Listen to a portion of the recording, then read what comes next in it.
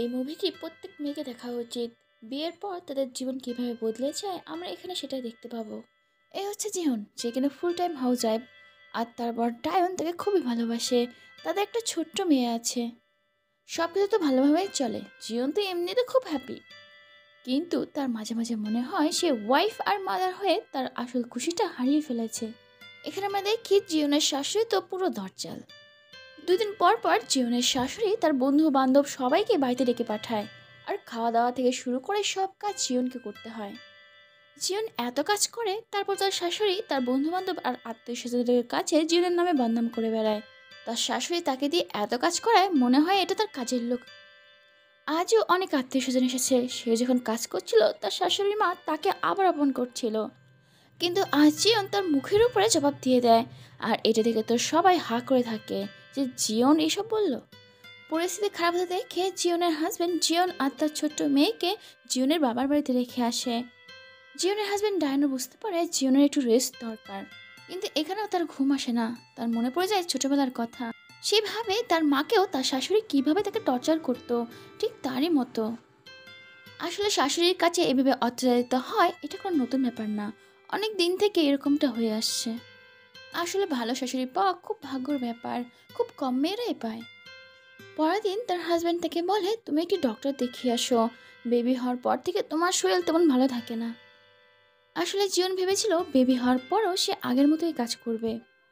এখানে আমরা অতীতের দৃশ্য দেখতে পাই। সেখানে আমরা দেখি জিওন একটা অফিসে কাজ করে। কিন্তু তার অফিসের নিয়ম আছে মেয়েরা যত ভালোই কাজ করুক না কেন তাদের প্রমোশন দেওয়া হয় না। আসলে কোম্পানি ভাবে মেয়েদের বিয়ে আর বাচ্চা হয়ে যাওয়ার পর তারা তো চাকরি ছেড়েই দেয়, তাই তাদের প্রমোশন দিয়ে কী হবে। ফালতু ফালতু কোম্পানির একটা বোঝা হয়ে দাঁড়াবে, তার জন্য কোনো প্রমোশন দেয় না। কিন্তু জিয়ন চাইতো তার জন্য প্রমোশন হয়। আসলে তাদের অফিসের চিফ সেও একজন মেয়ে। কিন্তু সে বিয়ে বাচ্চা হওয়ার পরও সে চাকরি করে যাচ্ছে। আর তার প্রমোশনও হয়েছে। সে তো তার অফিসের চিফকে খুবই পছন্দ করত। কিন্তু এখন জিয়ন সে তো পুরোপুরি একজন হাউসওয়াইফ। সে তার চাকরিও ছেড়ে দিয়েছে।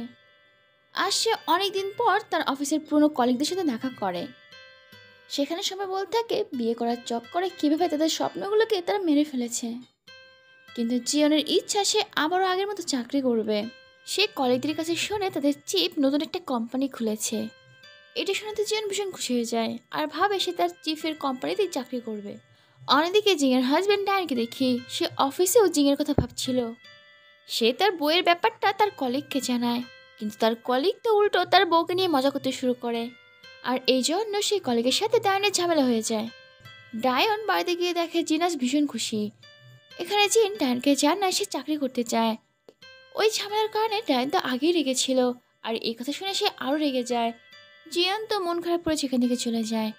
মাঝরাতে যখন ডায়নের ঘুম ভাঙে সে দেখে জিয়ন একা একা ড্রিঙ্ক করছে।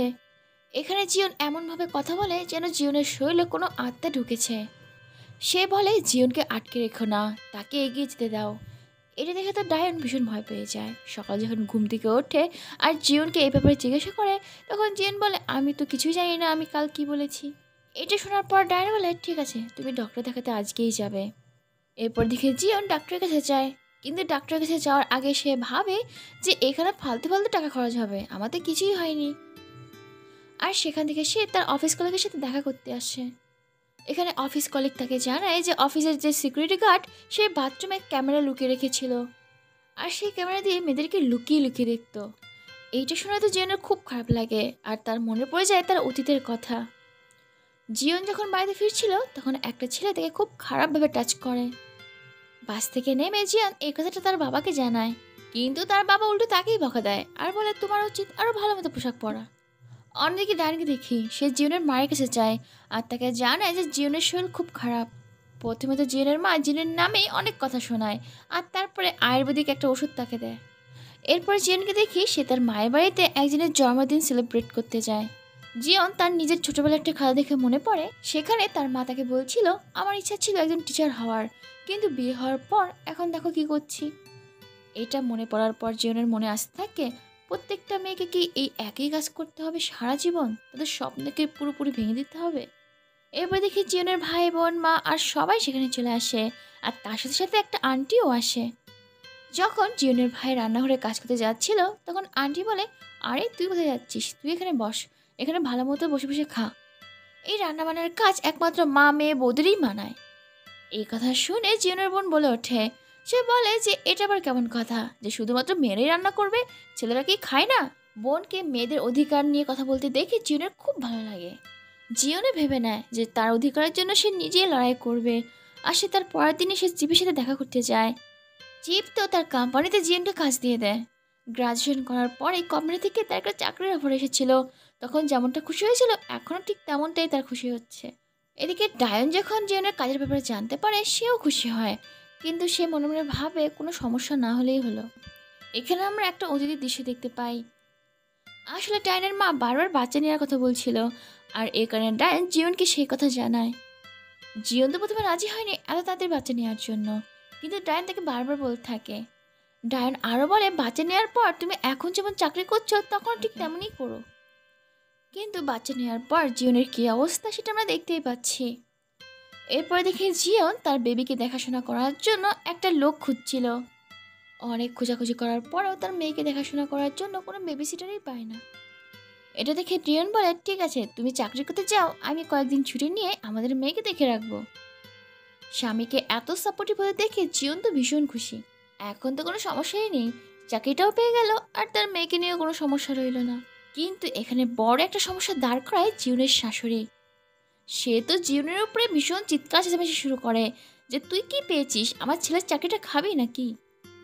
ডায়নার মা তো জিওনের মাকেও ফোন করে যে তোমার মেয়ে আমার ছেলের ভবিষ্যৎ নষ্ট করে দেবে। এই কথা শুনে জিওনের মা তখনই জিওনের কাছে আসে আর বলে, তোমাদের মেয়েকে আমি দেখে রাখবো, তোমরা দুজনেই চাকরি করতে চাও।